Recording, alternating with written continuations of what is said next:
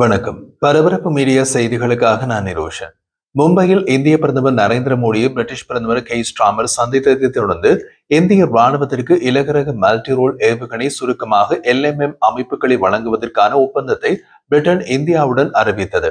இரு நாடுகளுக்கும் இடையே ஒரு பெரிய அளவிலான சிக்கலான ஆயுத கூட்டணியை உருவாக்கும் முயற்சிகளின் ஒரு பகுதியாக இந்த ஒப்பந்தம் திட்டமிடப்பட்டுள்ளது. சுவாரஸ்யமாக இந்த ஒப்பந்தம் பிரிட்டிஷ் பாதுகாப்பு துறைக்கு குறிப்பிடத்தக்க ஊக்கத்தை அளிக்கும் என்றும் தற்போது உக்ரைனுக்கு கொடுக்கப்படும் அதே LMM ஆயுதங்களை தயாரிக்கும் தொழிற்சாலையில் புதிதாக 700 வேலைவாய்ப்புகளை ஏற்படுத்தும் என்றும் பிரிட்டிஷ் பாதுகாப்பு அமைச்சு அறிக்கை கூறுகின்றது. இந்த ஒப்பந்தத்தில் ஒரு ஆச்சரியம் இருப்பதை எத்தனை பேர் கவனித்தார்கள்? அது ஏவுகணைகளின் தேவைகளை பூர்த்தி செய்வதில் இந்தியா தன்னிறைவு அடைந்துள்ளதாக இந்திய பாதுகாப்பு ஆராய்ச்சி மற்றும் மேம்பாட்டு அமைப்பு DRDO மீண்டும் மீண்டும் கூறி வருகிறது. ஏவுகணை அமைப்புகளில் முழு ஸ்பெக்ட்ரத்திலும் ஏவுகணைகள், ரேடார்கள் மற்றும் மொபிலிட்டி வாகனங்களில் DRDO உருவாக்கி வருகின்றது. இந்திய தயாரிப்பு ஏவுகணைகளை வெளிநாடுகளுக்கு ஏற்றுமதி செய்ய தொடங்கியுள்ளது. மேலும் பல ஏவுகணை ஏற்றுமதி பேச்சுவார்த்தைகள் இந்திய பாதுகாப்பு அமைச்சு நடத்துகின்றது. அப்படியானால் LMM என்று சுருக்கமாக அழைக்கப்படும் இலகுரக மல்டிரோல் ஏவுகணைகளை வாங்குவதற்கு 350 மில்லியன் பிரிட்டிஷ் பவுண்ட்ஸ் அல்லது $468 மில்லியன் செலவிட வேண்டிய அவசியம் ஏன் வருகின்றது?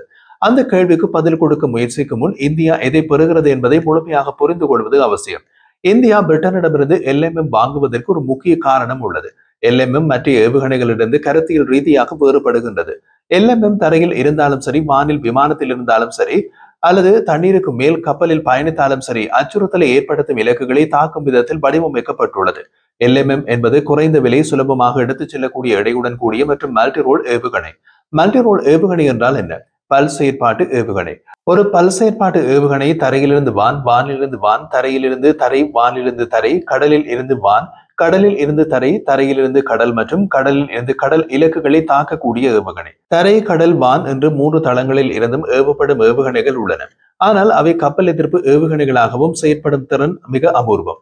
LMM அதை அலைந்து தெரியும் வெடிப்பொருட்கள் அல்லது உளவு ஆளிச்ச விமானங்கள், சிறிய படகுகள் மற்றும் லேசான கவச வாகனங்கள் போன்ற குறைந்து கண்காணிக்கக்கூடிய வான்கடல் அச்சுறுத்தல்களை எதிர்கொள்ள முடியும். பயன்பாட்டில் மல்டிரோல் திறனை தவிர LMM-இன் அனுகூலம், மலிவு விலை மற்றும் குறைந்த தளவாட தடம், அதாவது சிறிய இடத்தில் வைத்து இயக்கப்படுவது ஆகியவை அடங்கும். இது சிறிய வழிகாட்டப்பட்ட ராக்கெட்கள் மற்றும் முழு அளவிலான ஏவுகணை அமைப்புகளுடன் இடையே வந்து அந்த இடைவெளியை இணைக்கின்றது. அலைந்து திரியும் வெடிப்பொருட்கள், உளவு ஆளற்ற விமானங்கள் அல்லது சிறிய படகுகளை வீழ்த்த விலை அதிகமான ஏவுகணைகளை பயன்படுத்த முடியாது. அது இலக்கை விட பல மடங்கு அதிக விலை கொண்டது. ஏவுகணை அம்சங்கள். மார்க்லெட் என்று அழைக்கப்படும் LMM மிட்கோர்ஸ் வழிகாட்டுதலுக்கு இண்டஸ்ட்ரியல் நேவிகேஷனை பயன்படுத்துகின்றது. டெர்மினல் ஈடுபாட்டுக்கு SALH என்று அழைக்கப்படும் செமி ஆக்டிவ் லேசர் ஹார்மிங்கை பயன்படுத்தும் ஜாம் ரெசிடென்ட் வழிகாட்டுதல் அமைப்பை வைத்திருக்கின்றது. அது ஒரு ப்ராக்சிமிட்டி சென்சார் வெடிப்பு முனையில் வெடிப்பை தூண்டுகின்றது. வார்ஹெட் மற்றும் ஃபியூசிங் ஆகியவை மாறுபாட்டை பொறுத்தது குண்டு வெடிப்பு, துண்டாக்குதல் மற்றும் வடிவ சீசாஜ் விளைவுகள் இரண்டிற்கும் உகந்ததாக இருப்பதாக கூறப்படுகின்றது. இந்த ஏவுகணை இரட்டை துடிப்பு திட ஒன்று சக்தி ராக்கெட் மோட்டாரால் இயக்கப்படுகிறது. அதனால் கடல் மட்டத்தில் 1.5 அதாவது மணிக்கு சுமார் 1830 கிலோமீட்டர் வரை பறக்கும் வேகத்தை அளிக்கின்றது.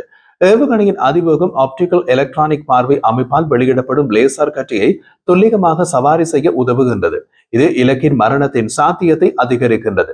ஏவுகணை 2021 ஆண்டுதான் தயாரிக்கப்பட்டது.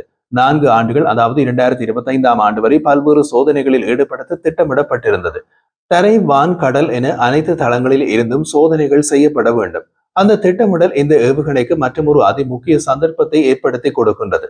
பிரிட்டன் மார்லெட் LMM ஏவுகணையை ஒரு மிக நீண்ட போரில் சோதனை செய்ய வாய்ப்பை பெற்றது.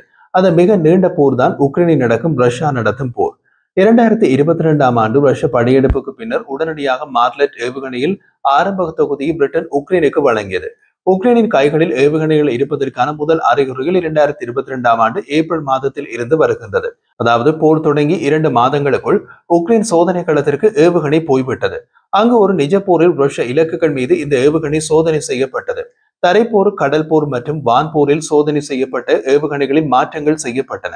ஆனால் மொத்த விநியோகங்கள் குறித்து முறையான பிரிட்டிஷ் அறிவிப்பு ஆரம்பத்தில் வெளியாகவில்லை.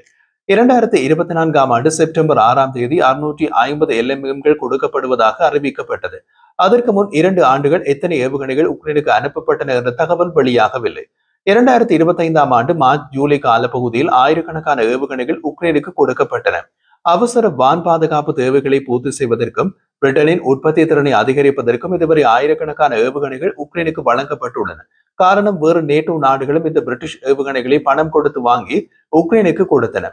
அப்படி வாங்கி கொடுத்த நாடுகளில் அமெரிக்காவும் அடங்குகிறது. இதில் உள்ள வினோத அம்சம், இந்தியாவின் பெரிய ஆயுத சப்ளை ரஷ்யா. இப்போது ரஷ்ய இலக்குகளில் சோதனை செய்யப்பட்ட ஆயுதத்தை இந்தியா வாங்குகிறது. உக்ரைன் போரின் போது மார்லெட் மிகவும் பயனுள்ளதாக நிரூபிக்கப்பட்டுள்ளது. உதாரணமாக Mi-28NB மற்றும் Ka-52M போன்ற ரஷ்ய தாக்குதல் ஹெலிகாப்டர்கள் L-370 ஒருங்கிணைந்த விமான சுய பாதுகாப்பு தொகுப்பை கொண்டுள்ளன.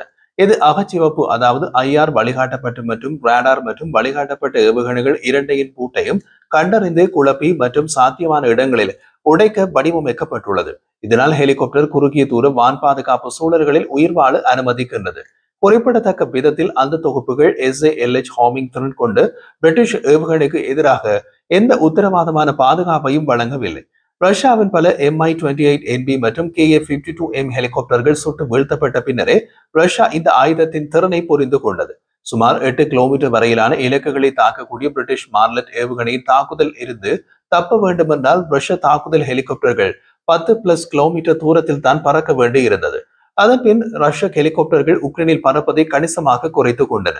இந்திய ராணுவத்தால் பயன்படுத்த மார்லெட்டை இந்தியா வாங்குகின்றது. ஆரம்ப வாங்கல் ஏவுகணையின் தரையிலிருந்து ஏவப்படும் மாறுபாட்டுக்கு மட்டப்படுத்தப்படும் என்று தெரிகின்றது. ராயல் பிரிட்டிஷ் கடற்படை மார்லெட்டை AW159 வைல்ட் கேட் ஹெலிகாப்டர்களுடன் ஒருங்கிணைத்து ஏவுகணையை சேவையில் சேர்த்துள்ளது.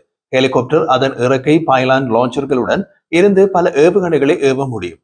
இப்போது திரையில் தெரியும் புகைப்படத்தை பாருங்கள். ஒரு ஹெலிகாப்டரில் எத்தனை ஏவுகணைகளை பொருத்த முடியும் என்பதை அது காட்டும். இந்திய ராணுவம் பின்னர் ஹெலிகாப்டரில் இருந்து ஏவப்படும் மாறுபாட்டை வானில், தலையில் மற்றும் வானிலிருந்து வான் தாக்குதல்களுக்கு ஏற்றுக்கொள்ளும் வாய்ப்பு உள்ளது.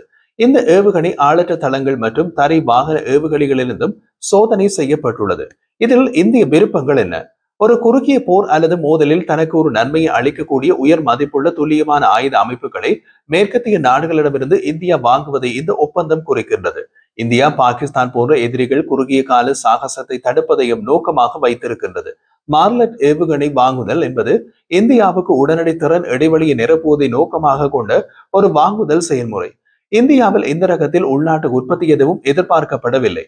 இப்படியான ஏவுகணையின் உள்நாட்டு உற்பத்தியில் முதலீடு செய்வது அதற்கு ஏற்றுமதி சந்தையை அடையாளம் கண்ட பின்னரே ஆரம்பிக்கப்பட வேண்டும். மார்லெட் இந்திய திறனுக்கு அப்பாற்பட்ட தொழில்நுட்ப முன்னேற்றத்தை விட ஒரு கருத்தியல் கண்டுபிடிப்பை குறிக்கின்றது.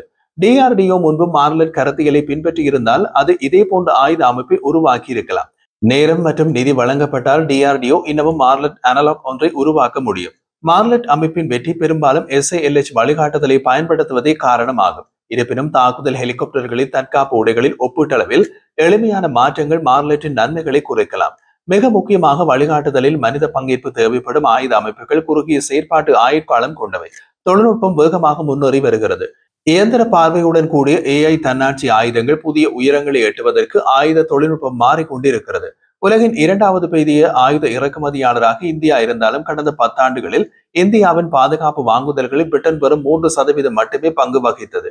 இந்தியா ரஷ்யாவிலிருந்து மேற்கத்திய சப்ளையர்களுக்கு மாறி வரும் நிலையில் அது பிரான்ஸ், அமெரிக்கா மற்றும் இஸ்ரேலுக்கு குறிப்பாக பயனளித்துள்ளது என்று ஸ்டாக்ஹோம் சர்வதேச அமைதி ஆராய்ச்சி நிறுவனம் மற்றும் மார்ச் மாதம் ஆயுத பரிமாற்றங்கள் குறித்த அறிக்கையில் குறிப்பிட்டுள்ளது. பிரிட்டனின் வர்த்தக ரீதியாக இயக்கப்படும் அணுகுமுறையை விட அரசாங்கத்திற்கும் இடையிலான ஒப்பந்தங்களை புதுடெல்லி விரும்புகின்றது.